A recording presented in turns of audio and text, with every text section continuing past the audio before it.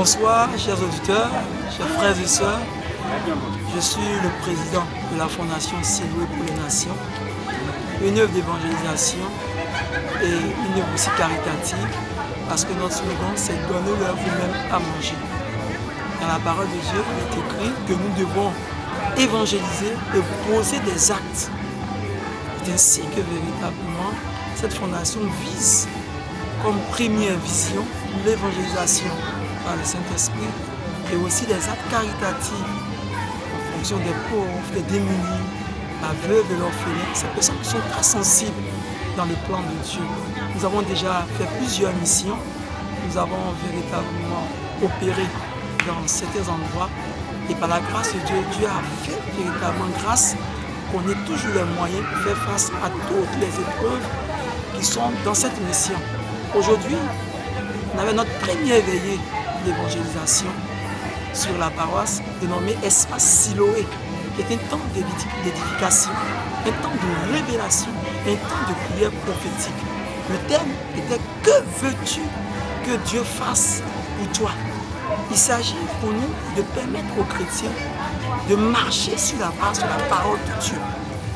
Parce que Bartimée était une personne qui était sur le bord du chemin, mais qui a entendu parler de Jésus et il a prononcé une parole et la Bible dit que le regard de Jésus s'est tourné automatiquement vers Bartimée et il a laissé véritablement la foule. Donc on peut se poser la question de savoir entre la foule et Bartimée, qui est réellement aveugle? Amen. Parce qu'un aveugle a stoppé Jésus sur sa situation. Et ce soir nous avons prié pour que nos frères de Sainte-Anne d'Abo-Baoulé voient que quelle que soit la situation dans laquelle ils sont, Jésus a la capacité de s'arrêter sur leur situation. Pourquoi? Il faut crier, il faut pousser ce cri comme Bartimée l'a fait à cause de la parole de Dieu. Il connaissait la parole de Dieu, mais la foule ne connaissait pas la parole de Dieu.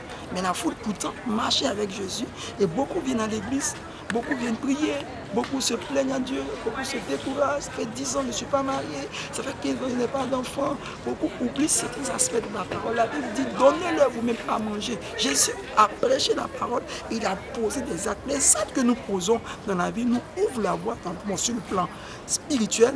Nous avons vu Corneille qui a posé des actes, qui a fait des dons, des aumônes.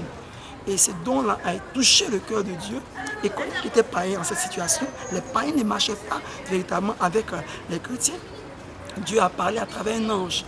Et Corneille a reçu le Saint-Esprit.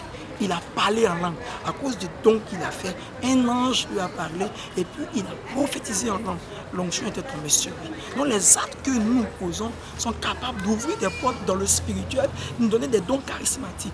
Tabitha et Dorcas, en Acte 9, verset 36, vous verrez, Tabitha et Dorcas faisaient des tulipes pour les veuves. Et après, quand elles soient décédées, les veuves ont pleuré. Et le cri de ces veuves est monté jusqu'à Jésus, Christ de Nazareth, qui a fait emmener son fils Pierre.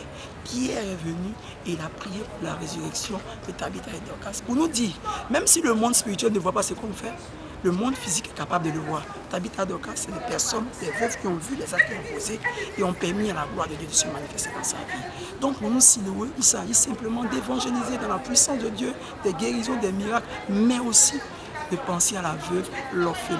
Il y a un chant qui dit partage ton pain avec celui qui a soif. Recueille chez toi le malheureux. Alors ta lumière brillera comme l'aurore. Si tu veux, mon frère, toi qui m'entends, toi qui m'écoutes, que ta lumière brille, partage ton pain avec celui qui souffre. J'ai été nu, tu ne m'as pas visité. J'ai eu faim, tu ne m'as pas donné à manger. J'ai soif, tu ne m'as pas donné à boire. La Bible dit, quand est-ce que j'ai fait cela? Chaque fois que tu as oublié la veuve, l'orphelin, le pauvre.